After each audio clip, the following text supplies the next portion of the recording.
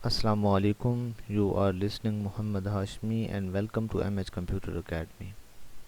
So guys, pattern की series में हम एक नए पैटर्न के साथ हाज़िर हुए हैं और आज की वीडियो में हम इस तरह के पैटर्न को सीखेंगे। इस पैटर्न को अंडरस्टैंड करने से पहले मेरी आपसे रिक्वेस्ट है कि आपने इस वीडियो को मुकम्मल देखना है ताकि आपके कंसेप्ट क्लियर हो जाएं और मेरे इस चैनल को आप सब्सक्राइब कर दें ताकि इस तरह की वीडियोज़ आपको डेली बेस के ऊपर मिलती रहें।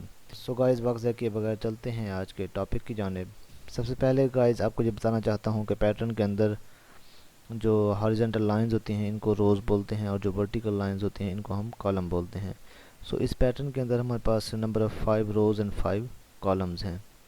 तो अब हम आपको बताना चाहते हैं कि पैटर्न जितने भी हम प्रिंट आउट करते हैं उन सब के अंदर मोस्टली ऐसे होता है कि हमारे पास नेस्टेड फॉर लूप यूज़ होती है।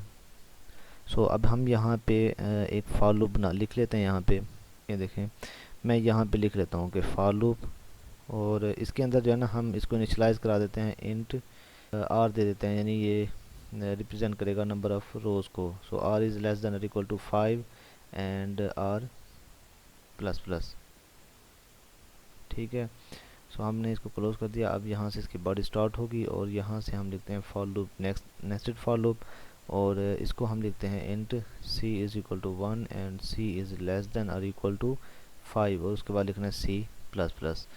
अब ये लिखने के बाद अब हम यहाँ देखें, मिसाल के तौर पर अब मैं यहाँ पे प्रिंट आउट करता हूँ कि सी आउट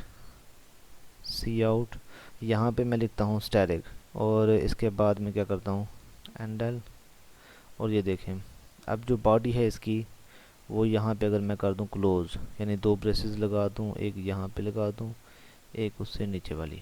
गाइस, इसकी जो आउटपुट है वो हमारे पास क्या आएगी।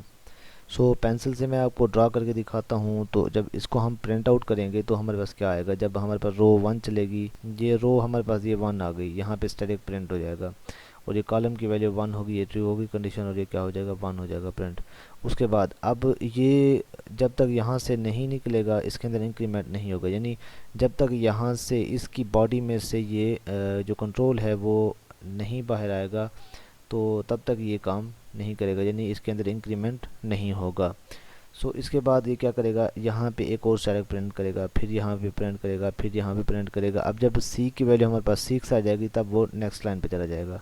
ठीक है, तो वो होता है जब हम इस पैटर्न को प्रिंट करेंगे तो उसके लिए जो हमारे पास आउटपुट आएगी वो हमारे पास कुछ इस तरह की होगी। जैसे ये स्क्वायर है ना, ये स्क्वायर की तरह का ये। अब ये सारे नंबर ऑफ़ पैटर्न्स यानी कि यहाँ पे स्टैटिक्स होंगे, नंबर 5 पैटर्न्स सॉरी 5 स्टैटिक्स होंगे। ठीक है, ये स्टैटिक्स की लाइन इस तरह का स्क्वायर हमारे पास बन के आएगा। लेकिन हम तो चाहते हैं कि हमारे पास जो आउटपुट है वो कुछ इस तरह की आनी चाहिए, यानी ये इसके ऊपर लाइन की बजाय स्टैटिक्स हैं। ठीक है, एक स्टैटिक यहाँ है, एक यहाँ, एक यहाँ, एक यहाँ और एक यहाँ। ठीक है, अब हम क्या करेंगे, उसके लिए हमने एक छोटी सी कंडीशन लगानी है यहाँ पे। वो कैसे लगाते हैं वो मैं आपको बताता हूँ।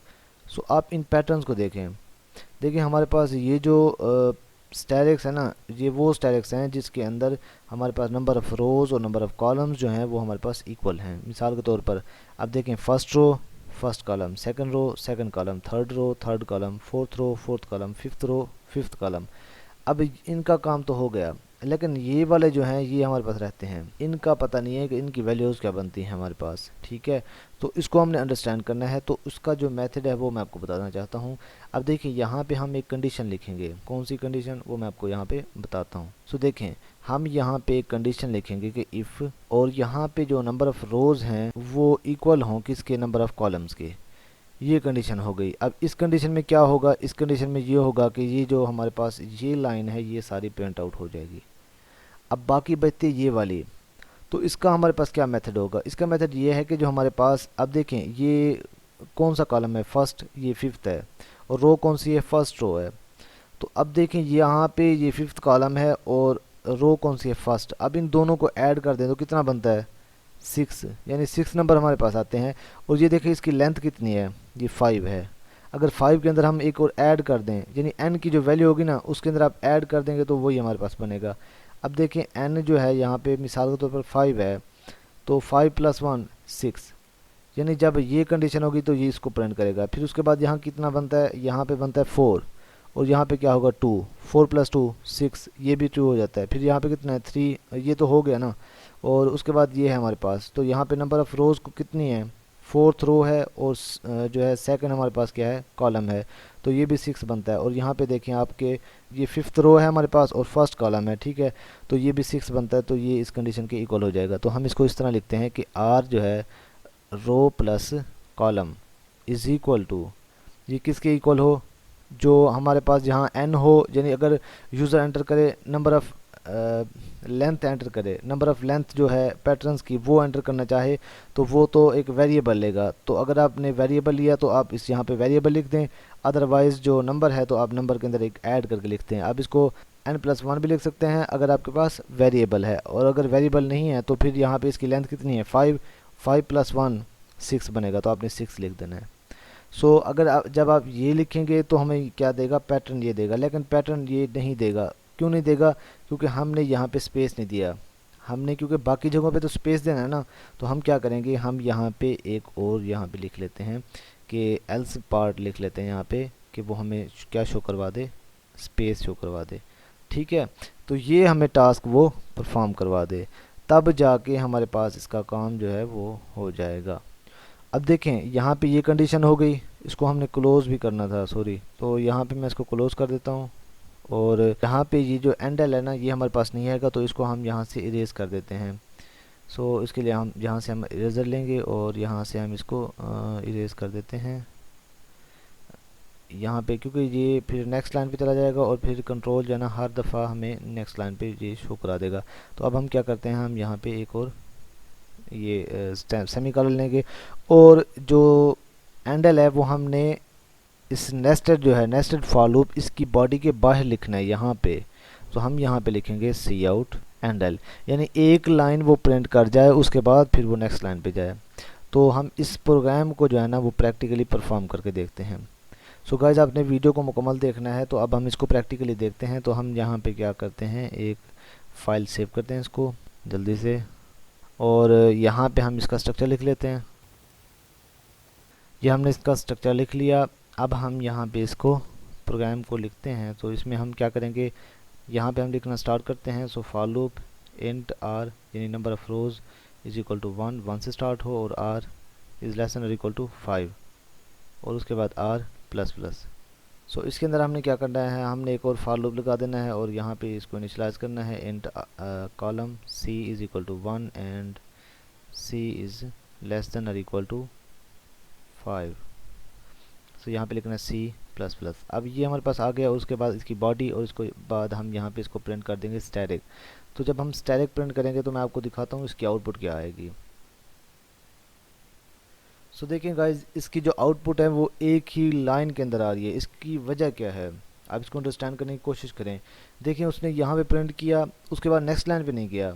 क्यों नहीं गया, क्योंकि जो चीज़ मैंने आपको लास्ट में बताई थी ना, वो ये थी कि जब हम इस बॉडी से निकले ना, यानी एक लाइन तो प्रिंट हो गई, तो अब वो कहाँ चला जाए, नेक्स्ट नीचे वाली लाइन पे चला जाए। तो उसके लिए हम क्या करेंगे, हम इस फॉर लूप की बॉडी के बाहर जो है ना एक और स्टेटमेंट लिखेंगे, वो ये है कि एंडल। अब हम इसको दोबारा कंपाइल और रन करके देखते हैं, फिर देखते हैं कि आउटपुट हमें क्या देता है। तो देखिए हमारे पास आउटपुट जो है वो चेंज हो चुकी है। अब ये हमें जो है ना एक रेक्टेंगल दे रहा है, रेक्टेंगल शेप जो होती है। तो अब हमने, क्योंकि ये क्रॉस बनाना है, यानी क्रॉस की शेप है, एक्स की शेप है, तो उसके लिए हमने क्या कहा था, जो कंडीशन है वो यहाँ पे हम लगाएंगे। तो यहाँ पे लिखेंगे इफ़, और जो हमारे पास रोज़ है वो हमारे पास इक्वल हों कॉलम्स के, और इसके अलावा एक और कंडीशन क्या थी, हम यहाँ पे आर ऑपरेटर लगाएंगे, और दूसरा ये था कि r plus c is equal to हमारे पास क्या हो 6, यानी यहाँ पे अगर वेरिएबल हो तो वेरिएबल +1 लिखेंगे, अदरवाइज हमने 5 + 1 लिखा तो वो हमारे पास क्या कितना आता है 6। तो हमने इसको डायरेक्टली लिख दिया। अब ये लिखने के बाद हमने ये लिख लिया। अब हमारे पास जो आउटपुट है वो वैसे नहीं आएगी। मैं एक दफ़ा आपको कंपाइल रन करके दिखाता हूँ। तो देखें यहाँ पे वो हमें एरर दे रहा है, यहाँ इक्वल इक्वल का साइन आता है। सो देखें अभी वो हमें यहाँ पे करेक्ट नहीं दे रहा, क्योंकि ये इक्वल ही हैं, इनके अंदर दरमियान जो है वो स्पेसेस नहीं हैं। तो अब हम क्या करेंगे, हम यहाँ एक और काम करते हैं, वो ये है कि हम कहते हैं कि जो अगर यहाँ पे ये कंडीशन ट्रू ना हो तो हमें क्या कर दे, एल्स में स्पेसेस प्रिंट आउट कर दे, सी आउट, और यहाँ पे हमने क्या करना है, हमें स्पेसेस प्रिंट कर दे। अब हमने देखना ये है कि ये जो है अगर हमारे पास एक से ज़्यादा स्टेटमेंट होती है यहाँ पे तो हम जो है ना ब्रेसेस लाजमी लगाते, अगर ब्रैकेट्स नहीं लगाते तो हमारे पास एरर आता या कोई हमें हमारा जो प्रोग्राम है वो करेक्टली रन ना करता, क्योंकि हमारे पास यहाँ पे एक ही स्टेटमेंट है तो उसके लिए हमने यहाँ पे ब्रैकेट्स नहीं लगाए। तो अब हम इसको कंपाइल रन करके देखते हैं। सो गाइज आपने देखा कि हमारे पास रिक्वायर्ड आउटपुट जो है वो हमारे पास आ गई है। सो गाइज इसके अलावा हम एक और काम भी कर सकते हैं, यहाँ पे हम स्टैटिक्स की बजाय यहाँ पे नंबर भी प्रिंट आउट कर सकते हैं। सो गाइज अब हम यहाँ आर लिखते हैं और देखते हैं कि आउटपुट हमें क्या देता है। सो देखें हमारे पास आउटपुट कुछ इस तरह की आ रही है। सो गाइज मैं उम्मीद करता हूँ कि ये वीडियो आपको पसंद आई होगी और आपने इस तरह के प्रोग्राम्स को खुद अंडरस्टैंड मज़ीद करना है, आपने खुद भी प्रैक्टिस करनी है और चेंजमेंट करके आपने इसको अंडरस्टैंड करना है। जिस तरह मैंने यहाँ पे आर लिखा, आप यहाँ पे जो है सी लिख दें और उसके बाद यहाँ चेंजमेंट करके देखें कि क्या डिफरेंस आता है हमारे पास प्रोग्राम के अंदर। इस तरह आपकी लर्निंग जो है वो बेटर होगी। सो मैं उम्मीद करता हूँ कि ये वीडियो आपको पसंद आई होगी, और अगर ये वीडियो आपको पसंद आई है तो इसे लाइक करें, चैनल को सब्सक्राइब करें और बेल आइकन के बटन को प्रेस करना ना भूलें। नेक्स्ट वीडियो तक अपना ख्याल रखिएगा। Take care. अस्सलाम वालेकुम वरहमतुल्लाहि वबरकातुहू।